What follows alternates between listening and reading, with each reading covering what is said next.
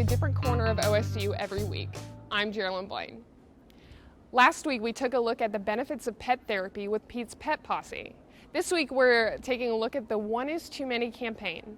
Most students recognize this campaign because of the mandatory online student training that they had to complete. But this campaign is much more than online training, because for Oklahoma State, even just one is too many. Erin Ruggles has more about what this campaign is all about. If you're a student at OSU, there's a good chance you've seen the signs around campus for the One is Too Many program. You may have even received an email about it. But the program is much more than a requirement for enrollment. What makes this special is that it's at OSU, and we know that 26,000 students are going to be learning about sexual violence. And I think that in itself is really impactful. The One is Too Many program has two parts. The first part has 7 interactive modules that include quizzes and scenarios that help you recognize what an abusive situation is and what to do if you have been sexually assaulted. The second part is a quiz that only takes a couple minutes to complete. And you just learn some really good tools about what sexual violence is. It encompasses domestic violence, sexual harassment, stalking, sexual assault, all of that. And you get some really good information about how you can help those who have experienced it, how you can prevent it, things of that nature. According to Woods, sexual assault is a scary topic, and most people are too afraid to even talk about it. But Woods says she hopes that this program will encourage people to talk about these issues.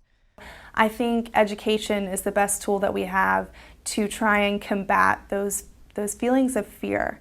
And so my hope is just that this training does that, and that if people are afraid, that they reach out. The One is Too Many program provides students with opportunities to seek help if they have been sexually abused. Individuals like Woods are available on campus to provide help for people who have experienced abuse. And if nothing else, I just want people to know that people like me are on campus, that we have all of these resources available, and I would just encourage people who are worried or who have experienced sexual violence to reach out.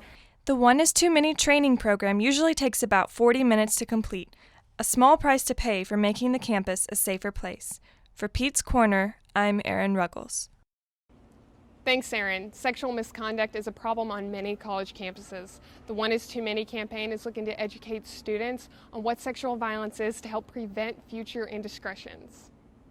Comprehending what consent and abuse are isn't always easy. We sent Melissa Harris out to find out more.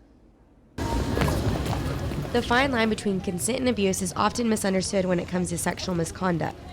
Learning and acknowledging the difference between the two can help prevent and reduce the amount of undesired sexual assaults on our campus and help you steer clear of any illegal activity. Sexual abuse is a very broad term, and to be honest with you, it's not all that easy to describe. Each case is different, but sexual abuse would probably have something to do with the sexual nature when someone is either you have charge of somebody, someone is in your control, and you have a fiduciary duty over them.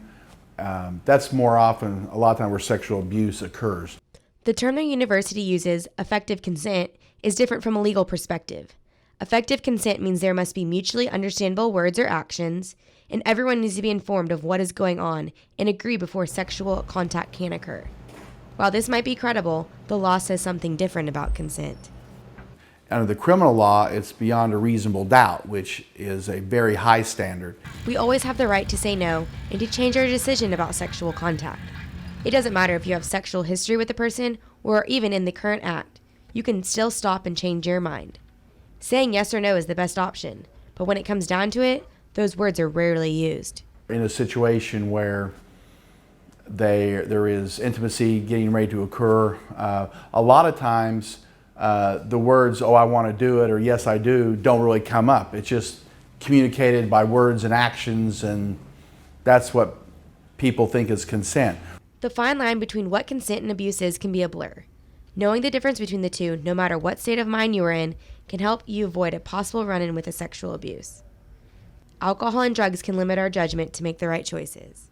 You know, in the spur of the moment, in the dark of the night, in the early morning hours, events occur.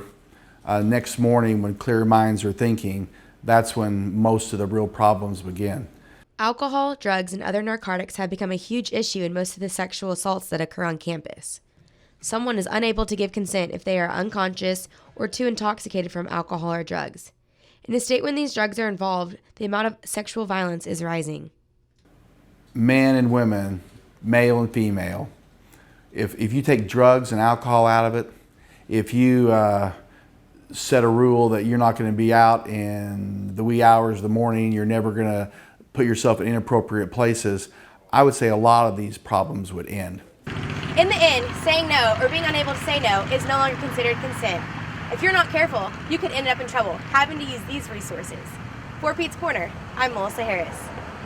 Thanks, Melissa. When we get back, we'll be talking about how to prevent sexual violence and what to do when it occurs. We'll be right back. Welcome back to Pete's Corner, where we're continuing to talk about sexual violence.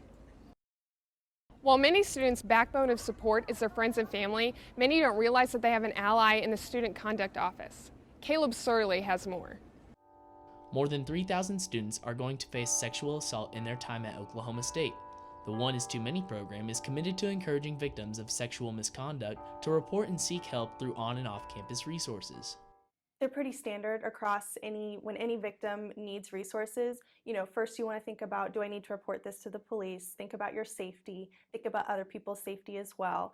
Confidential reporting options include university health providers and OSU or Stillwater Police. Victims dealing with trauma are commonly recommended to professional counselors available in the University Counseling Center, Psychological Services Center, and Counseling Psychology Clinic. Even if they don't want to file that formal complaint and start that process, they can still come here and get accommodations. And essentially what that means is that we'll take any steps that we can to make that victim feel safer. Student conduct can change on-campus work and class schedules, living arrangements, and file no-contact orders, which are similar to protective orders just on university grounds. The OSU Board of Regents also added a sexual victims advocate as a confidential reporting option. What she is in place to do is to reach out to the victims to make sure that they are being represented as they go through all the steps, whether it just be through counseling, through reporting to police, going through the student conduct process. Resources aren't limited to the OSU campus because the detrimental outcomes from a sexual misconduct experience may vary. Many off-campus organizations are available, both local and national, like the Stillwater Wings of Hope Family Crisis Services behind me, or you can simply dial the national hotline. When you're talking about those, you really do need professional help. It's not something that you can really get over or do alone or just kind of brush it off your shoulder. They need those resources. We're here to help. We're here because we want to help you get better. Woods said the university is already seeing positive results since the installment of these free resources. Now it's up to the students to make full use of what's provided to them. For Pete's Corner, I'm Caleb Surley. Thanks, Caleb. Safety is an important aspect of any college student's experience. Educating students on what to do when they see sexual violence is one step OSU is taking. Jonathan Cotton has more on this issue. Sexual assault is a serious problem across most college campuses. People on campus need to be prepared to stop a sexual assault if they think one is about to take place. If you happen to see a possible sexual assault taking place, the OSU police suggest you do the following. Contact authorities right away, ask the person if they're okay with what's going on, and only step in if you feel comfortable and safe in doing so. Sergeant Daniel Ray has some advice for the best way to stop a sexual assault.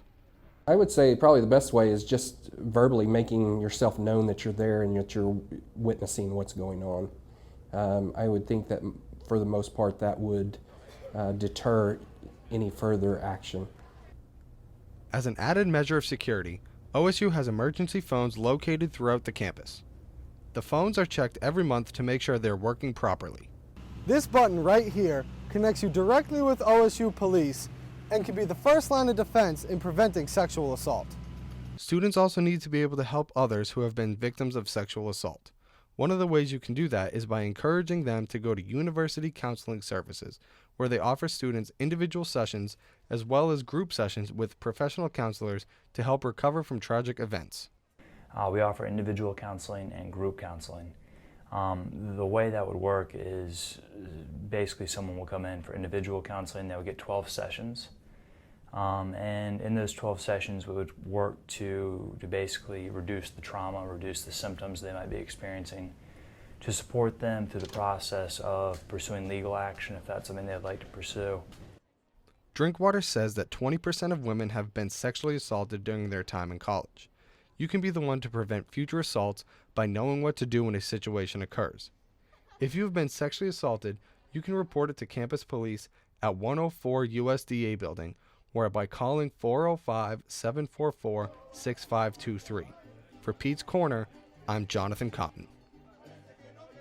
Thanks, Jonathan. From online training to helping students understand how they can prevent sexual assault, OSU has created a campaign that hopes to benefit everyone on campus, from victims, friends, or bystanders. Tune in next week as we take a look at what Greek life at OSU has to offer. I'm Geraldine Blaine, and we'll see you next week for Pete's Corner.